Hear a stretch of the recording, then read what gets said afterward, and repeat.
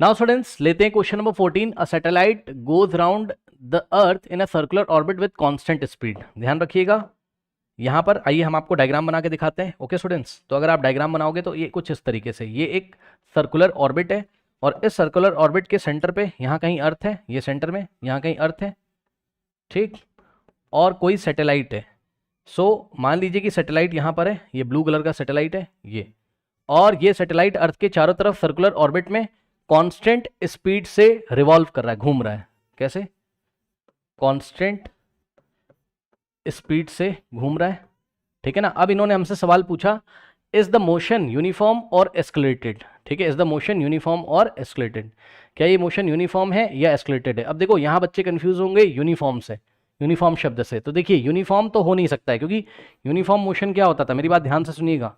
Uniform motion क्या होता था? यूनिफॉर्म मोशन ये होता था कि जब कोई बॉडी कांस्टेंट स्पीड से स्ट्रेट पाथ में चलती थी। पता है आपको यूनिफॉर्म मोशन कब होता था? जब स्पीड कैसी होती थी?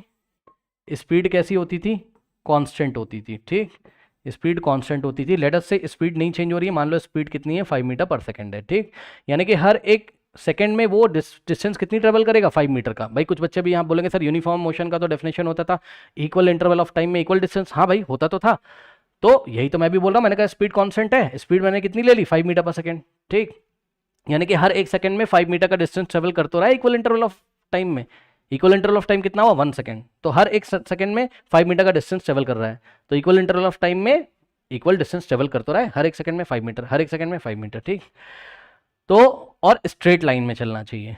ठीक है, स्ट्रेट लाइन में चलना चाहिए, उसकी डायरेक्शन नहीं चेंज होनी चाहिए, याद रखिएगा। मान लो ए से बी की तरफ जा रहा है तो ए से बी की तरफ ही जाना चाहिए, no change in direction, no change in direction. अगर इतनी कंडीशंस फॉलो हो जाती, क्या कि स्पीड कांस्टेंट हो जाती और नो चेंज इन डायरेक्शन होता है, यानी कि डायरेक्शन चेंज नहीं होता, ए से बी की तरफ एक ही पाथ में वो स्ट्रेट पाथ में जा रहा है, डायरेक्शन नहीं चेंज कर रहा है, तब तो आप क्या बोलते हैं? Uniform motion. लेकिन बच्चों ध्यान रखिए, अगर आपकी स्पीड कांस्टेंट है, ध्यान से सुन लो, अगर आपकी क्या है? स्पीड कांस्टेंट है, जैसे कि इस वाले केस में आप देख रहे हो स्पीड कांस्टेंट दे दी, ठीक, और पाथ कैसा है? सर्कुलर पाथ है, सर्कुलर पाथ है, ठीक, और आपकी डायरेक्शन अगर लगातार चेंज हो रही है, याद रखिएगा, बॉडी की डायरेक्शन अगर लगातार क्या हो रही है? चेंज हो रही है, कॉन्टिन्यूसली डायरेक्शन क्या हो रही है? चेंज हो रही है। ठीक है ना, तो ये एग्जांपल होता है किसका? यूनिफॉर्म सर्कुलर मोशन का। यूनिफॉर्म सर्कुलर मोशन क्या होता है? यूनिफॉर्म मतलब स्पीड एक जैसी होगी, सर्कुलर मतलब सर्कुलर पाथ में होगा, और मोशन तो है ही है। तो यूनिफॉर्म सर्कुलर मोशन में क्या होता है? स्पीड कांस्टेंट होती है, ऑब्जेक्ट सर्कुलर पाथ पे चल रहा होता है, यानी कि सर्कुलर पाथ पे जब कोई ऑब्जेक्ट कांस्टेंट स्पीड से चलता है तो ऐसे मोशन को हम यूनिफॉर्म सर्कुलर मोशन बोलते हैं। लेकिन ध्यान रहे, डायरेक्शन यहाँ पे हर एक पल चेंज होती रहती है। ठीक, जैसे कि यहाँ डायरेक्शन सीधे सीधे थी यूनिफॉर्म मोशन में, यहाँ पे डायरेक्शन चेंज होती है। कैसे चेंज होती है?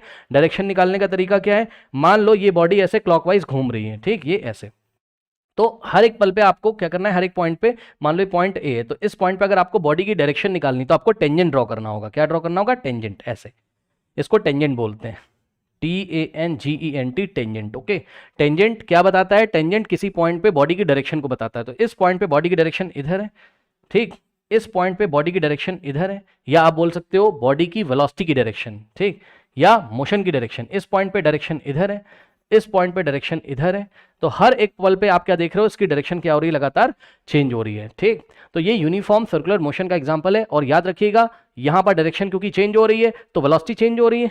ठीक, ध्यान से सुन लीजिए, डायरेक्शन चेंज हो रही है तो आप क्या बोल सकते हो? यहां पर वेलोसिटी चेंज हो रही है। क्या हो रही है? वेलोसिटी यहां पर क्या हो रही है? वेलोसिटी क्या कर रही है? यहाँ चेंज कर रही है। ठीक है, वेलोसिटी क्यों चेंज हो रही है? वेलोसिटी के पास दो चीजें होती हैं, एक तो होता है उसका मैग्नीट्यूड, ठीक, और दूसरी होती है उसके पास डायरेक्शन। क्योंकि वेलोसिटी एक वेक्टर क्वांटिटी है तो उसके पास मैग्नीट्यूड भी होगा और डायरेक्शन भी होगा। इन दोनों में से अगर कुछ भी चेंज हो गया, ध्यान से सुन लीजिए, चाहे वेलोसिटी का मैग्नीट्यूड चेंज हो जाए और चाहे वेलोसिटी की डायरेक्शन चेंज हो जाए, तो हम मान लेते हैं कि वेलोसिटी चेंज हो जा रही है। ठीक है, अब यहां पर वेलोसिटी का मैग्नीट्यूड नहीं चेंज हो रहा है। क्यों? क्योंकि क्वेश्चन में दे दिया आपको कि ये कांस्टेंट स्पीड से चल रहा है। ठीक, अब सुनो, जो स्पीड होती है ना वही वेलोसिटी का मैग्नीट्यूड होता है। मान लो कि बॉडी की स्पीड है, मान लो बॉडी की स्पीड है 100 मीटर पर second.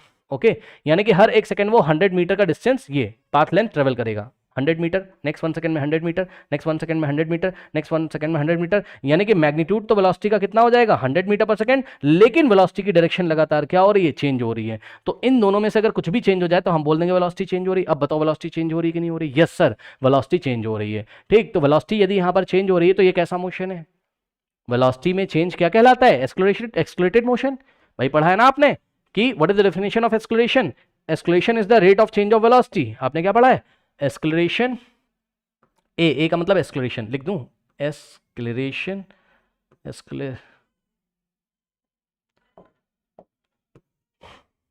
Okay. What is एक्सक्लेरेशन?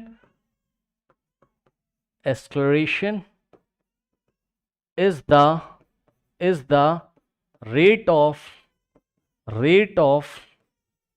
change of velocity, rate of change of velocity. Okay students, यानी कि अगर वेलोसिटी में चेंज हो रहा है समय के साथ साथ, रेट का मतलब समय के साथ साथ, समय के साथ साथ अगर वेलोसिटी में चेंज हो रहा है तो हम बोलते हैं एस्केलेटेड मोशन है। अब बताओ कि ये मोशन एस्केलेटेड है कि नहीं? यस सर है, समय निकलता जा रहा है और वेलोसिटी भी चेंज हो रही है। वेलोसिटी क्यों चेंज हो रही है? क्योंकि वेलोसिटी की डायरेक्शन चेंज हो रही है। ठीक, वेलोसिटी का मैग्नीट्यूड तो नहीं चेंज हो रहा है लेकिन वेलोसिटी की डायरेक्शन चेंज हो रही है, तो ये एस्केलेटेड मोशन है। यस सर, तो याद रखिएगा जब कोई बॉडी यूनिफॉर्म सर्कुलर मोशन करती है तो वो कैसा होता है? एस्केलेटेड मोशन का एग्जांपल होता है। अब बच्चे बोलेंगे सर अगर ये एस्केलेटेड मोशन है तो बताओ एस्केलेशन की डायरेक्शन किधर है? वो भी अपनी कॉपी में नोट कर लीजिए। भाई एस्केलेशन क्या है? इसका एस्केलेशन की डायरेक्शन क्या होगी? एस्केलेशन क्या होता है? एक वेक्टर क्वांटिटी, तो एस्केलेशन की कुछ तो डायरेक्शन होती होगी। तो याद रखिएगा जब बॉडी यूनिफॉर्म सर्कुलर मोशन कर रही होती है तो क्योंकि वेलोसिटी की डायरेक्शन चेंज होती है तो वो एस्केलेटेड मोशन है, और उस एस्केलेशन की जो डायरेक्शन होती है वो टुवर्ड्स द सेंटर होती है, और उस स्पेशल एस्केलेशन को हम सेंटीपीटल एस्केलेशन बोलते हैं।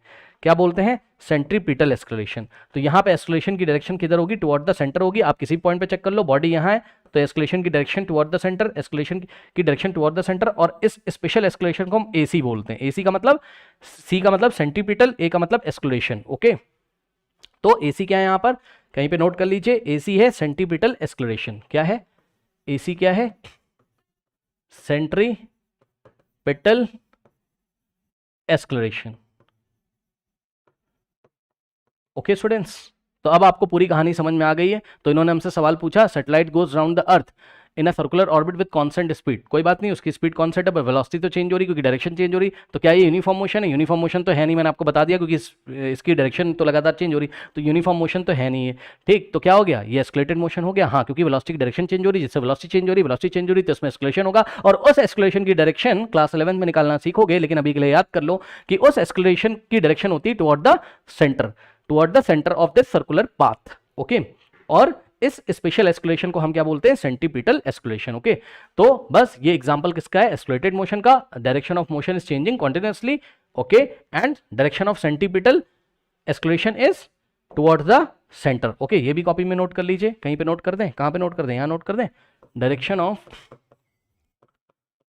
डायरेक्शन ऑफ एसी, एसी का मतलब centripetal escalation is towards the centre, it's towards the center of the circular path. Okay, note कर लीजिए।